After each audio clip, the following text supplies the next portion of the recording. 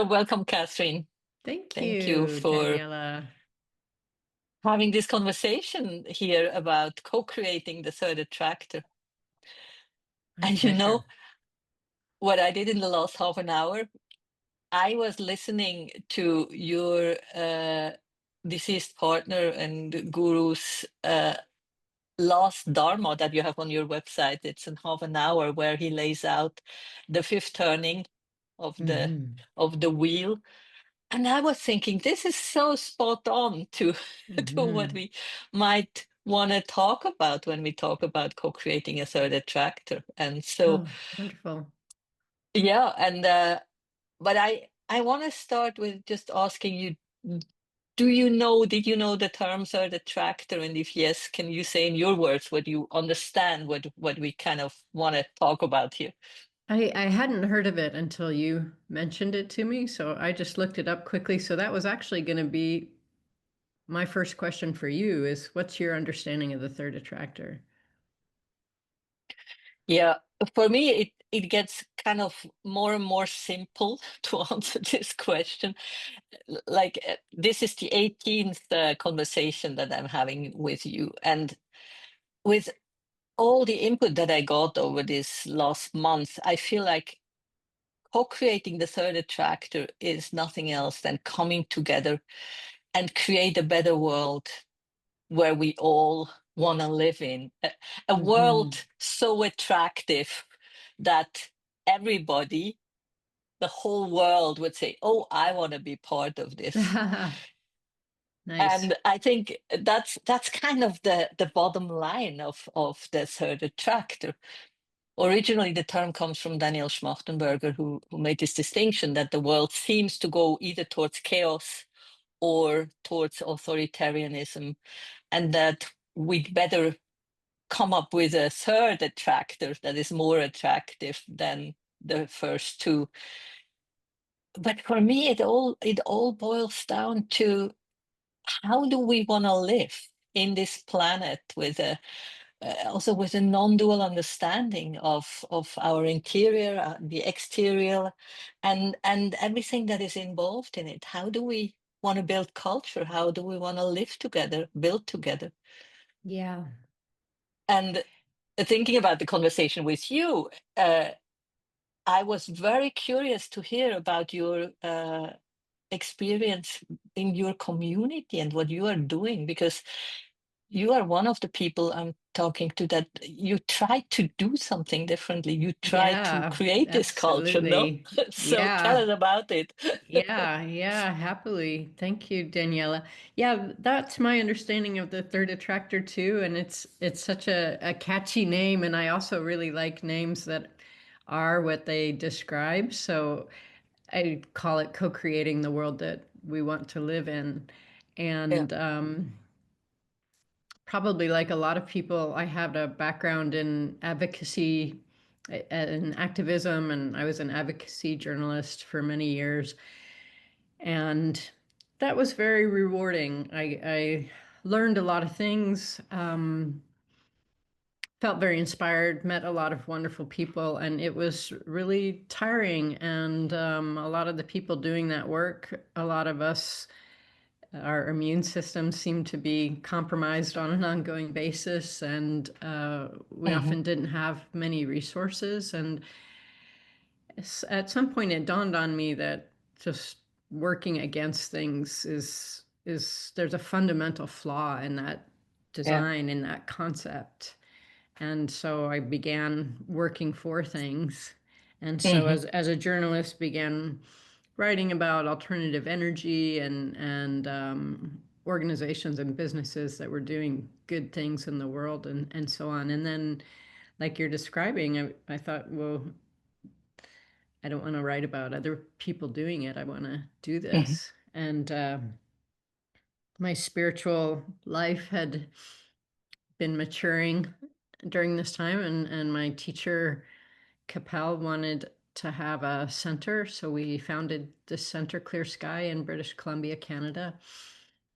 And it's amazing how the universe conspires to direct you where you need to go. The Hmm. property we didn't understand when we we didn't really understand the legality, but the property we purchased is zoned as a farm, as an agricultural property. Mm, So we're required to farm, and none of yeah, us had any experience doing that. yeah. And, none of us really wanted to do that. It was a nice idea, but kind of for somebody else to do. And I think that's a really big part of this dynamic of co-creating the world that we want to live in. I think there's a really big part of us that would like other people to create the world that we want to live in, and then we'll come. Hmm. Because it's a incredible creative undertaking, and a very joyful undertaking, and it's not easy. And there's not a really, the roadmaps, I would say, are our spiritual teachings, all the world's wisdom traditions, and then the best of all the world's cultures, in particular the indigenous cultures who've been living in harmony with the earth for since since the beginning, or for Hmm. Hmm. eons, and then adapting those to the contemporary era, and to learning about those and learning how we can make those work together. It's good to enjoy games and puzzles, because we are Hmm. really puzzling our way through it. It's really good to have a sense of humor, because that helps a lot along the way. Yeah. Can you go a little bit into the insights of what you are doing and how you are doing it? Like, I'm very interested in very concrete, like, do you have rules and regulations of what it means to live together? Yeah, yeah, sure. That's good to go into. Um, so we're a small community. There are just 12 of us living here, and we're Yeah. very much centered around our spiritual practice. As I mentioned, it was our teacher Capel who wanted to start the center, and a lot of us came with him. So 12 of us live here, and then we have an extended community of about 100 who come and go, usually for teachings or for shorter Hmm. stays. And so we do our main, if you talk about rules, our main rules would be the guidelines of our spiritual practice.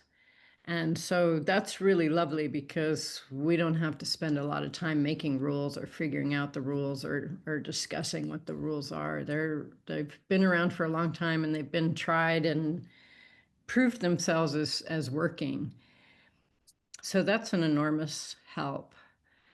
And then we just have decided together, and this is always in a bit of flux, right? We're always experimenting and adjusting as our situation changes.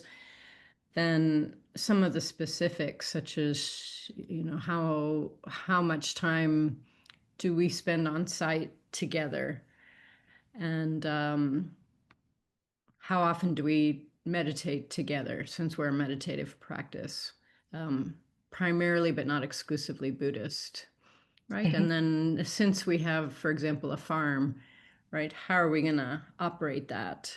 Do we all need to be involved with that, or just some of us, or what works well? Yeah, yeah, because that's the nitty-gritty questions then, no? I was just curious because I can imagine that the spiritual practice is enough in terms of rules for inner development. Let's put it like this.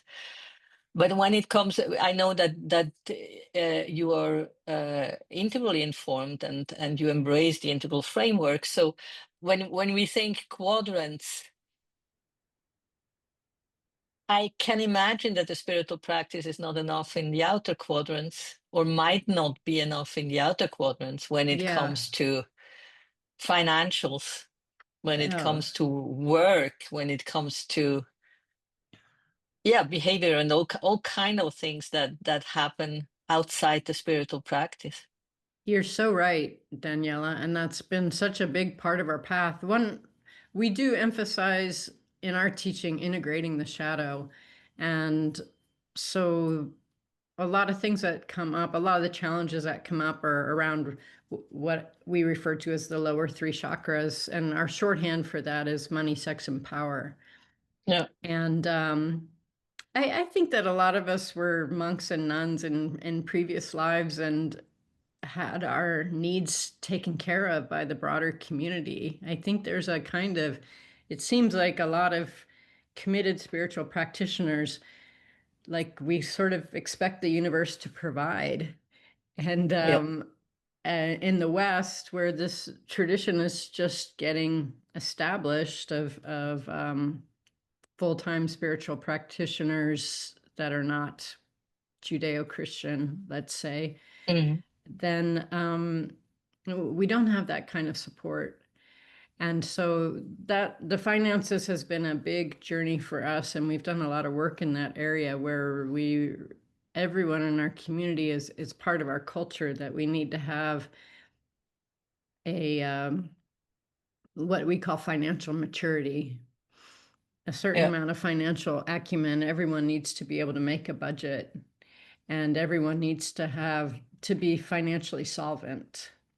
And we're still working out what that means, because also, of course, our circumstances may fluctuate. You may be financially solvent and then have a career change and not so much. So it's important to also be flexible. And fortunately, with just 12 people, it's pretty easy to do that. Mhm. Um, yeah, for larger organizations, it's an interesting question. We may see someday how to do that. Yeah, yeah. And therefore, I find it so interesting, like from different perspectives. Interesting. One is that, and I know that from our community and from our former community around Andrew Cohen, his first teaching tenet was put spirit first, put your liberation first, always. Yes, When you and that's probably not so different from a serious Buddhist path. No, you that's spirit right. is first. Yeah, But then once you start to do that, the worldly things kind of go into the background, and it's often hard to still provide uh, that's right. and to still keep your motivation for a job, but you need it because you need the money. So Yeah. these questions I find just not solved yet. And you're right, because in the West we don't have a culture where we would provide for a monk or a nun in that sense, or even Hmm. evolutionary nuns and monks, so that they could fully focus on the inner work. That's right. And And I I also think, if I can add that, I was just thinking or contradicting myself. I also think it's probably not the time to do that. I don't think like everybody should have to become a monk or a nun, but the inner development is as important as it always was, and the focus on spirit. So this whole question how we integrate uh, this inner development into normal life, daily life, which absolutely. which is all we Well, have, no? it's I'd say, at least in North America, I'm not sure how it is in other parts of the world, but there's still a kind of supremacy of business in our culture, and Hmm. of business and finance. And so I think as spiritual practitioners, it's helpful to have some business sense and some financial sense to be able to speak the language that everyone, to be able to speak the lingua franca. And Yeah. so I agree with you that it's partly the times, and our centers need to be financially generative in order Hmm. to.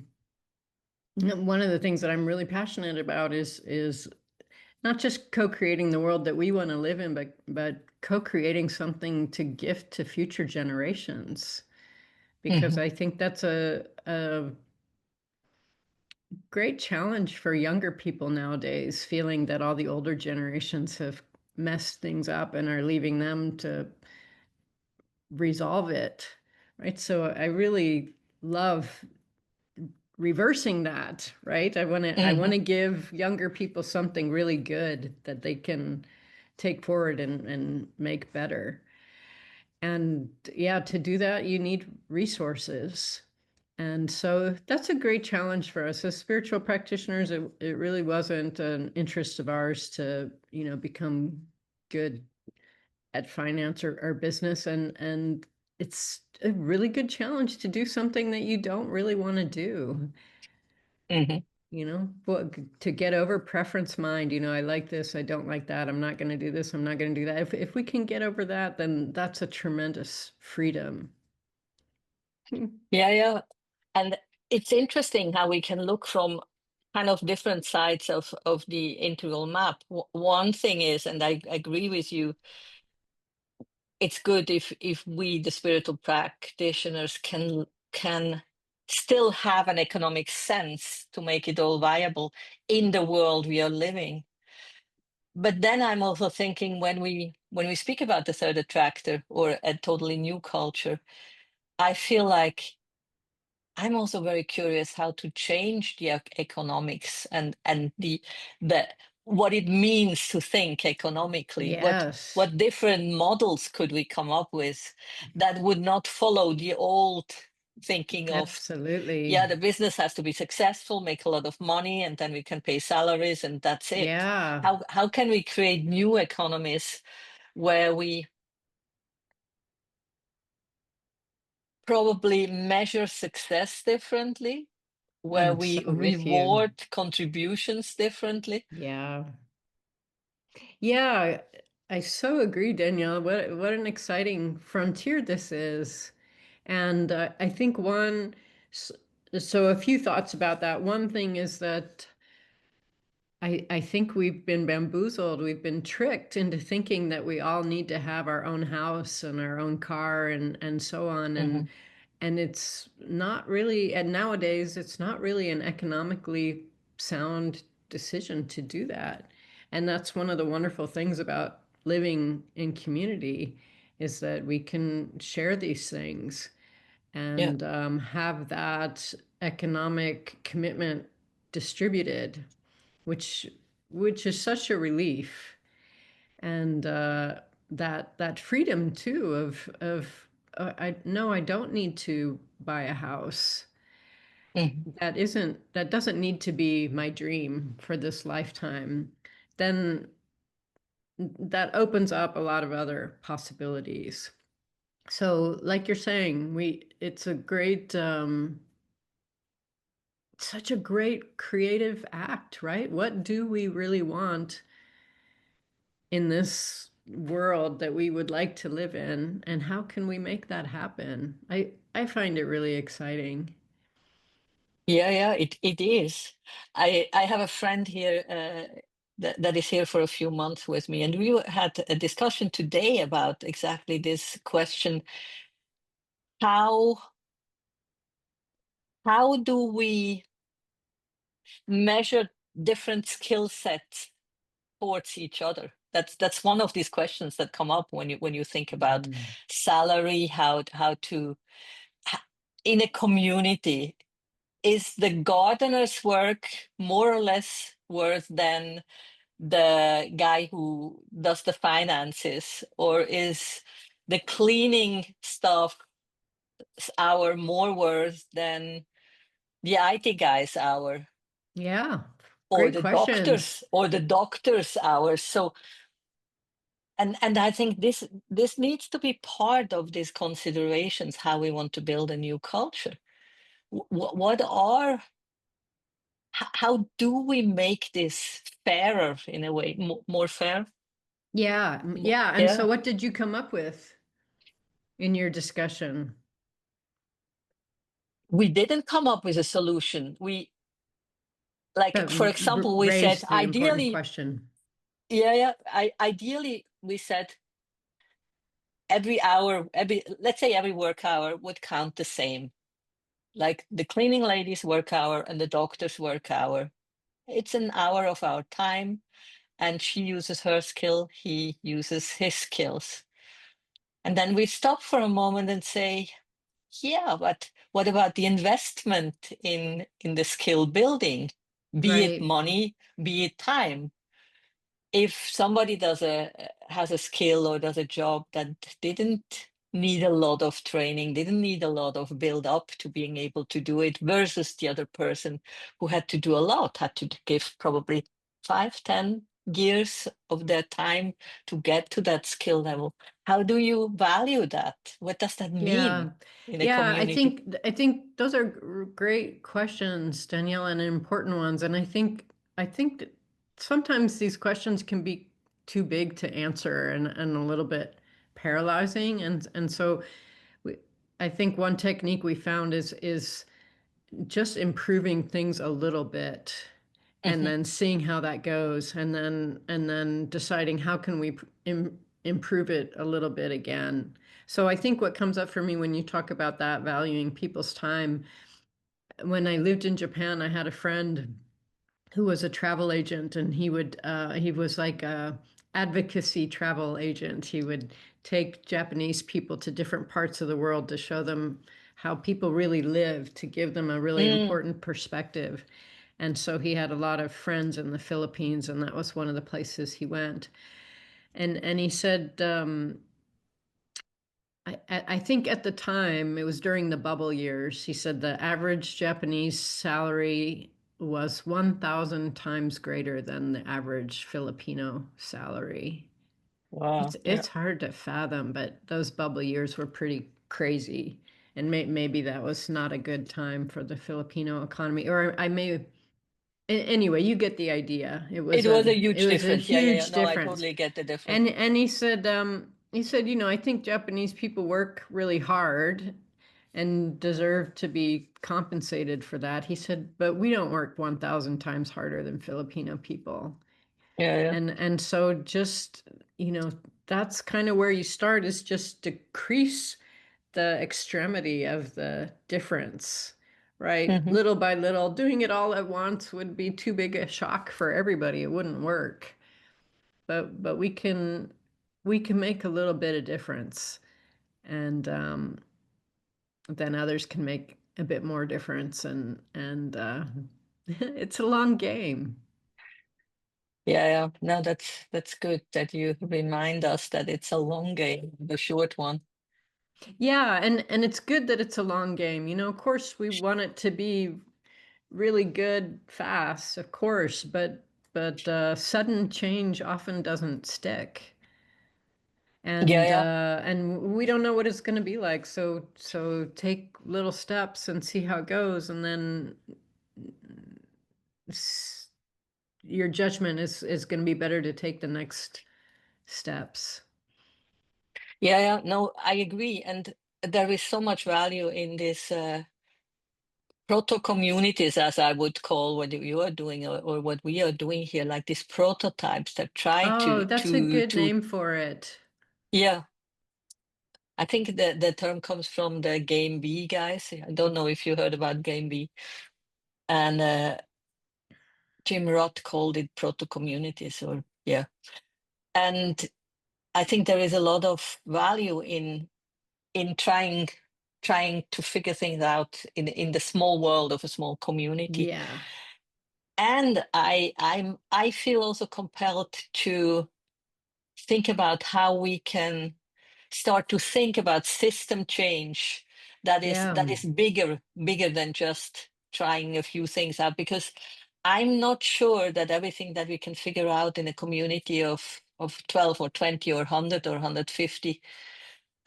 Some people say when it's above 150, above the Dunbar number, then you need totally different governance Mm-hmm. and different Mm-hmm. systems to work. So I feel also compelled to see how we can think about the systems in a bigger way. Certainly. Can you give me an To example of where your mind goes for that kind of thing? um, Like what I mean, system different really places. juices For you? example, yeah, like as we were talking about the economy, what I find very compelling is finding different ways of evaluate the value of a company than what we do today, because today it's Hmm. just financial success. Right. So there are models. I know one of an Austrian guy that has created a model where you would start to evaluate the value of a company by many different criteria, like how sustainable materials do they use? Are they regenerative? Are they, how are they financed? Is the Wow. money clean in a way that comes in? Wow. That's great. How sustainable is the product itself? And then Do you remember the name of this person or this method? I will, I don't have it present right now, but Okay, I can no send it to problem. you. You Yeah, might please. find it very interesting. Yeah, I And they would. have created a new balance sheet, instead of the financial balance sheet, it's kind of a sustainability or Yeah, balance sheet wonderful. that makes a lot of sense. That's great. And this kind of systemic changes I would find very, very compelling to start to see more of it, and also more prototypes. Yeah, I agree with you. And thanks for bringing that up because I would love to see an evaluation sheet like that and run our organization through that and see how we're doing. And I'm sure that would give us some ideas for how to improve. And that is the beauty of Yeah, being small, is that that's a pretty easy thing to do. It's an accessible thing to do, and also easy to make improvements. And I think when you talk about systems change, I think where my mind goes is to the local community. So we live in a valley and have neighbors down the valley. And so since we're in a wildfire environment, we've mhm, been getting ready for wildfire because it's going to come. It's supposed to come. I mean, it's a historic thing that wildfires came through here. So there's things that we can do that are very effective and not even very expensive and not even very difficult. And so we've been in contact with all of our neighbors saying we do this thing here. It's called Fire Smart in Canada. We're doing this thing called Fire mhm. Smart. Can we share how it works with you and get together and have a phone tree so that when fire comes, one person can contact one person and we can make sure everybody down the valley is okay. So that's a way for us to use something very pragmatic and really important and valuable to everybody. And that's also really in alignment with our values of care and support and expand a little bit to the broader community. And they don't need to learn to meditate. They don't need to, Yeah, prescribe to any particular belief, but it's a way that we can meet one another in a beautiful space.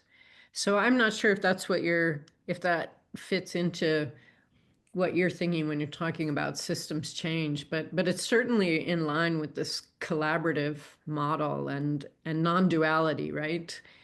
yeah, yeah. And Yeah, as a no, totally. spiritual tradition, and this is a very Christian area, and there are a lot of Seventh-day Adventists, Mormons in this area as well. And so to be able to meet on together on what we hold dear is a really valuable thing when in world peace is a very important part of this movement. Yeah, yeah. So how do we get there? How do we meet in what we hold in common and support one another?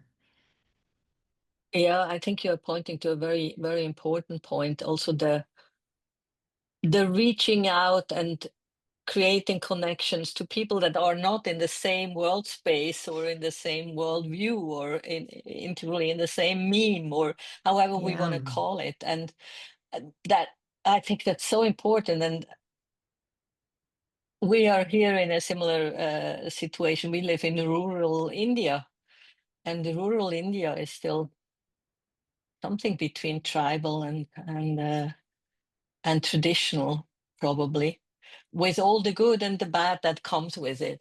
And yeah, a lot of bad. Like it's a difficult life. Let's put it like this: bad in the sense of it's a difficult life, not Right. Like good in terms of people. health ha- and lifespan health in and terms, yeah, but also in terms of family systems that are, because often you hear that in in traditional or pre-traditional communities that the family was still kind of this haven of the safe haven for everybody. Everybody is helping each other, and that's true to a to an extent, but there is another side to it that is also very restrictive, very not allowing the family members to live their life or to go out and find their calling or their profession, or uh, arranged marriages here are still normal, and sometimes that works really well. I'm not even saying that's absolutely bad, yeah, yeah, sometimes it and does. some I've yeah, known that and too. sometimes it doesn't. Sometimes it's just a nightmare for everybody involved. So, but And same for love marriages as well. I'm yes, not sure they're all that different in that yeah, sense. You know, some work great and some work badly. yeah, exactly. Yeah, So I wonder if but that's, my are you describing, Daniela, the meeting of this is such an extraordinary era that we live in when the internet is making everything accessible to everybody in the people who have access to internet.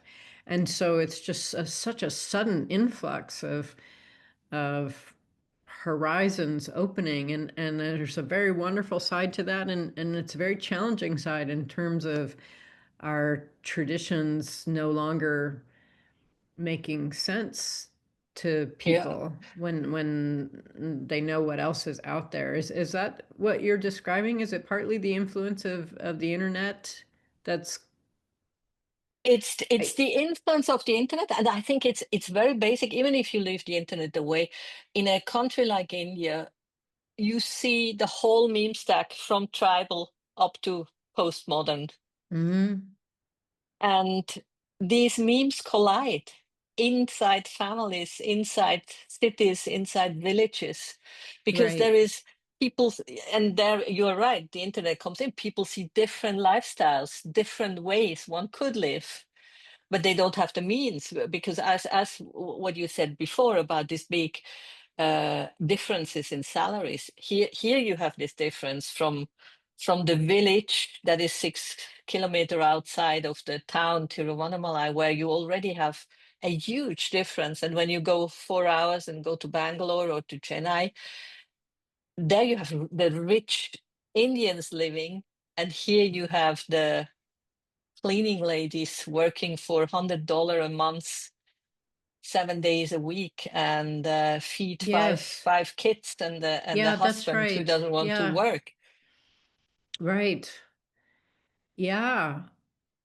Yeah, I think it's important that we all choose where we can make a difference, where our passion calls us, and then what the universe is putting in front of us as Mhm. well. And do the work where we can, because these are important questions and great questions, and they're also ones that are not really presenting themselves to me in my life on a daily basis right now, Yeah, right? But that makes a conversation like this all the more valuable, right? For me yeah, to yeah, keep this in mind and turn my mind to it, because just because it's not in my daily life now doesn't mean it won't be, and certainly it's still important. Right. So how do we hold yeah, all those things that exactly. what can we do, and what does not seem to be something that we can do right now, but we still are able to hold it and um, be open to reflection on it, so that when the opportunity does come arise where we can do something, we're ready.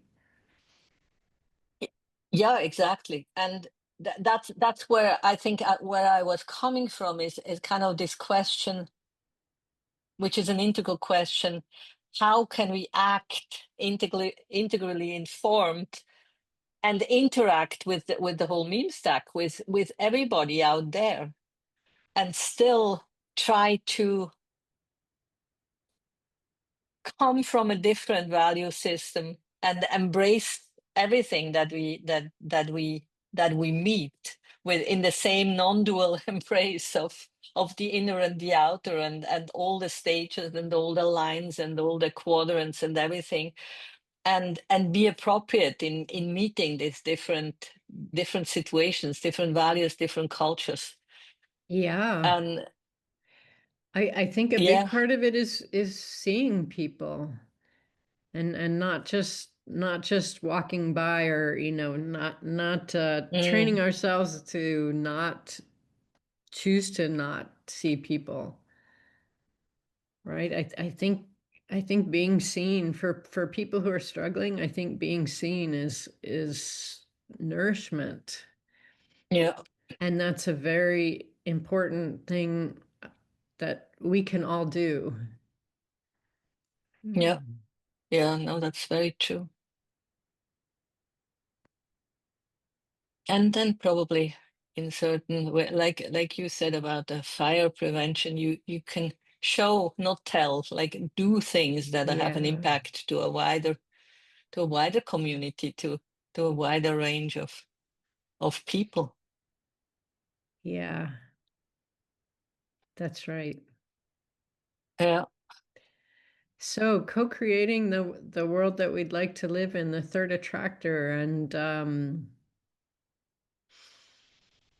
I'm really excited to get to a point where we can, these proto communities, as you say, that we can start comparing best practices, what's worked Yeah. well for us. And because oftentimes it can be a big enough undertaking to establish and maintain the community that you don't necessarily feel like you have the bandwidth to go check out other communities. But we've been around, Clear Sky's been around for 20 years now, and we've hit a level of stability that we're starting to be able to do that, and it's so great. And generally Yeah. speaking, people in these proto communities are super generous with, right? We all see the need of sharing and being generous to save one another time and effort, and that's a Yeah, I joyful think that thing. that's such an important point. And also meeting proto communities with different backgrounds, no? Because Mm-hmm. I feel, especially in the spiritual communities, we all have been so isolated in our spiritual paths, and I think that was good for a while, Mm-hmm. but now it seems like opening up to the bigger picture is as important, or even more important.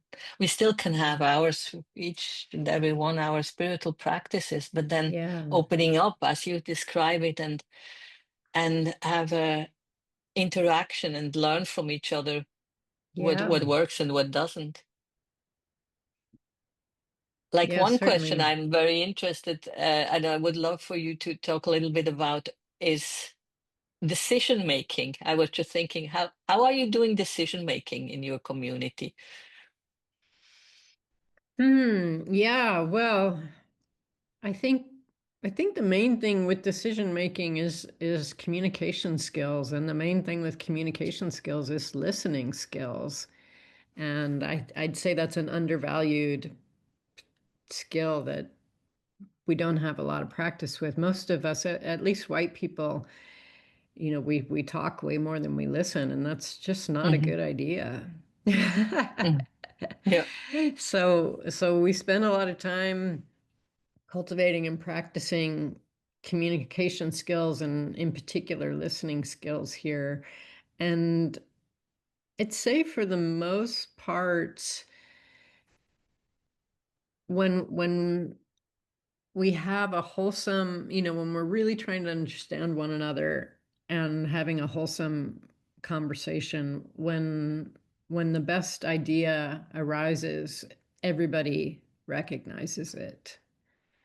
It's like a fruition. Hmm. And let's see. I like to think that's one of our main types of decision making. Certainly, um, right, our guru, as you mentioned, passed away just a year ago, and certainly when you have a guru, there's always the pitfall of, well, there's authority issues, and one is rebellion, and one is kind of blind, not blind obedience, but maybe unquestioning obedience. Hmm. Hmm. And I guess those are two sides of the same coin. And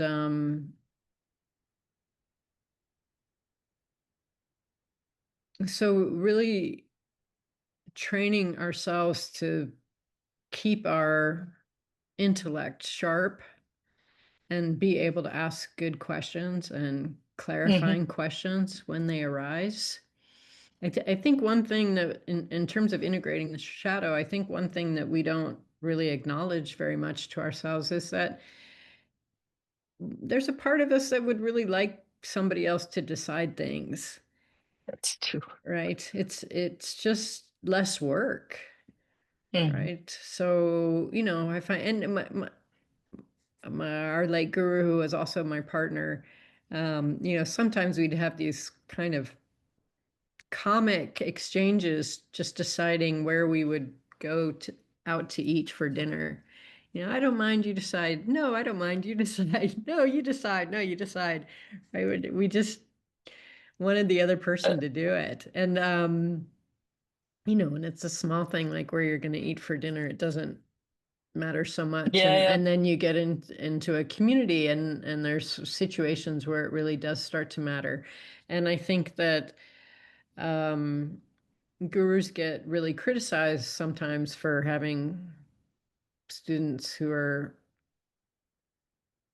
um well, I'm trying to, it's not blind obedience, that's not a good word for it, but No, maybe who just are not not discerning questioning. enough, no, not question, not think for themselves.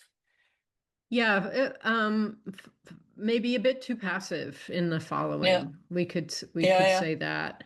And I think it's really empowering. While that can be true, of course, in some cases, I think it's really empowering for us to acknowledge that sometimes we just um,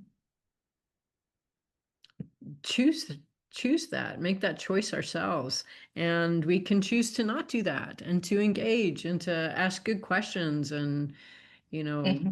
could we do it a better way. And I think any healthy community and any healthy teacher is going to really welcome that. Yeah. And in our teaching, we actually have something very similar. We call it intersubjective non-duality or intersubjective dialogue, where we train ourselves to listen, as you say, and to Hmm. come from the not already knowing. And it's a meeting in our authentic selves, in our liberated selves, in our non-egoic selves, when you go beyond ego and try to meet in that part that is already liberated, and then you come together and deeply listen. We say what arises then is a natural hierarchy, and the natural hierarchy is a hierarchy that arises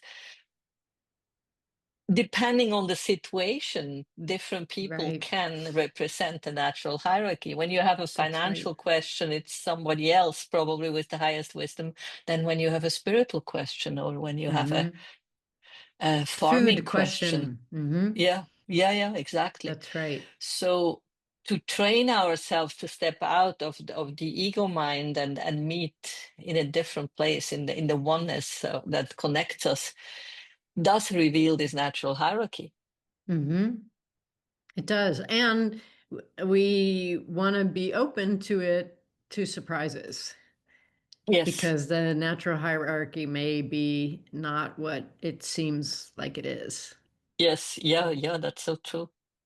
right? Especially when we're talking about creating a world we want to live in, the third attractor, right? Then that's going to be new models and new ways of Yeah, doing things, not the ways that we were trained. yeah. And those solutions and ideas can come from really unexpected places. Absolutely, and it takes so much openness and real receptivity and letting go of the already knowing. It's a hard practice when we do it that way. I find it fascinating because we do it as a spiritual practice that is state inducing. Like we can speak about awakening in that way in this intersubjective dialogue. Like we can speak about philosophy, about integral philosophy, and it's state inducing, and everybody feels uplifted, and it's beautiful, and you see the Hmm. natural hierarchy, you see where the highest wisdom comes. But when you then go into real life questions, hard decisions where money is involved or sex or power, as you say, then it's so much harder to actually hold that space. No, is that your experience Yeah, too? yeah. I don't mean to quibble on word choice, but I think this is important. You said real life questions, and um, I know you feel the same way, but I think the spiritual life is the real It is life, the and real this life, and this exactly. material world is samsara, right? It's Yeah. this is the illusion, right? The illusion is that, money and fame are the most important things. Every wisdom tradition in the world has been telling us that's an illusion for thousands of years. And look what a Yeah. powerful illusion that is. Yeah. So, yes, we get into money, sex, and power, and it gets very tricky and very sticky. And so, what we've been trying to do is really train ourselves to be able to have good conversations about these things, be able to talk about sexuality, be able to talk about the different issues that arise around sexuality, like where, what gets sticky exactly. Hmm. And because the ability to have intelligent, constructed conversations about it is so rare. Hmm. And that's a big part of the challenge, right? It doesn't need to be that difficult. So we practice when there's no scandal, right? Yeah. Oh, okay, let's Yeah. talk about money and who's got it and who doesn't. And of course the room gets really quiet and so we just kind Yeah. of put our toes in and then our feet in and can we talk about this? Because that ability, that skill is so needed. And to be able to share that ability with different people, different communities is so valuable. Yeah. So I think we can get ahead of the game. Like, what do we even mean when we talk about power? Right. I think, well, one example, the classic example is a guru that's usually a male guru and unsatisfactory sexual encounter, somehow unsatisfactory with a woman who's usually younger. And people talk about the power imbalance. And Hmm. I understand that, right? There is a kind of power imbalance when you talk about a certain kind of power. And young women are very powerful people as well. And I think maybe part of the issue is as a young woman, I feel like I didn't have any training in how to use the power that I had.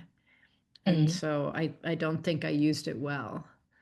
Hmm. And I don't really see a lot of young women. Well, that's not entirely true. I think young women could use more support. Young men too. Gosh, youth, Hmm. anybody could use more support. And how do we work with power? How do we feel Yeah. empowered?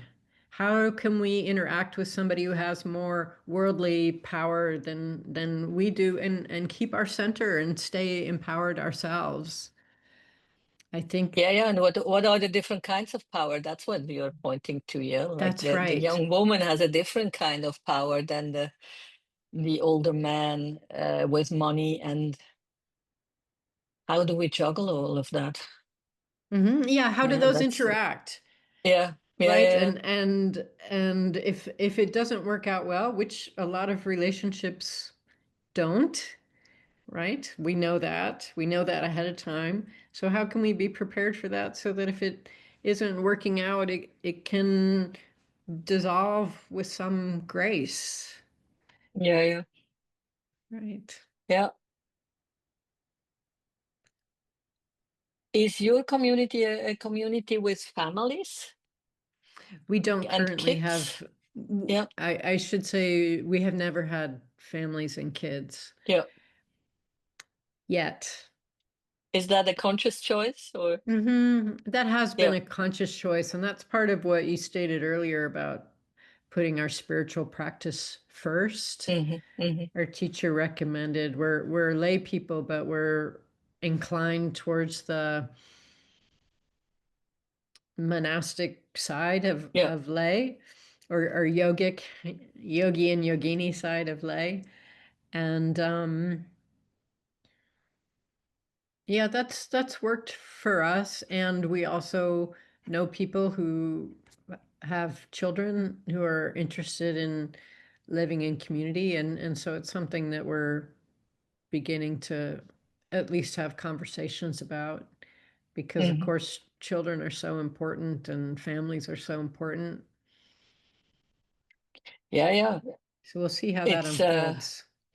exactly because if you really want to create new culture, it kind of only works if we have the full community of multi-generational situations, no?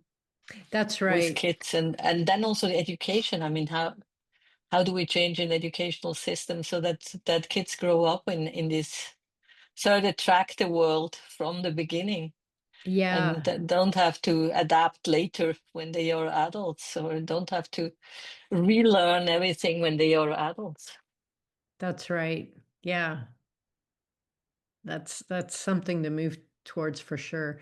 Before our guru Kapal died, we did have a few years where we had someone from every generation between 20 and 70, and Mm, we were really happy about that. That was really nice.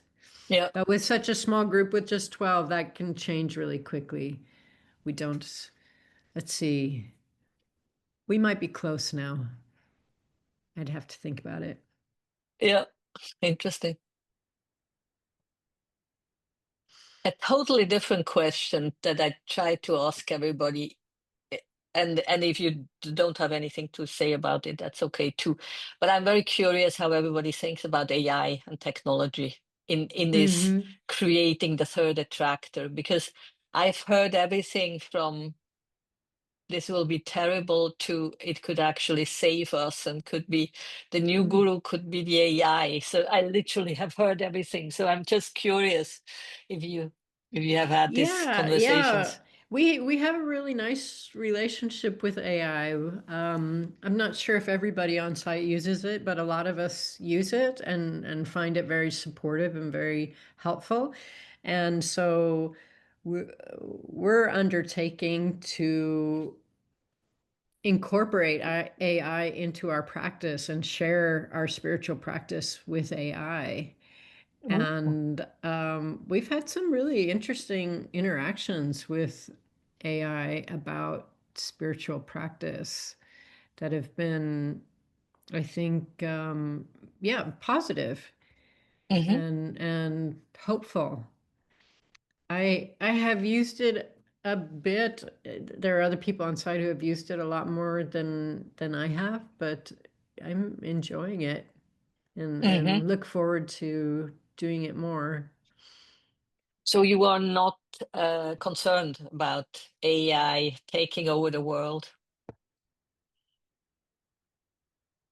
I understand that could happen. Hmm. I understand that theory. I don't.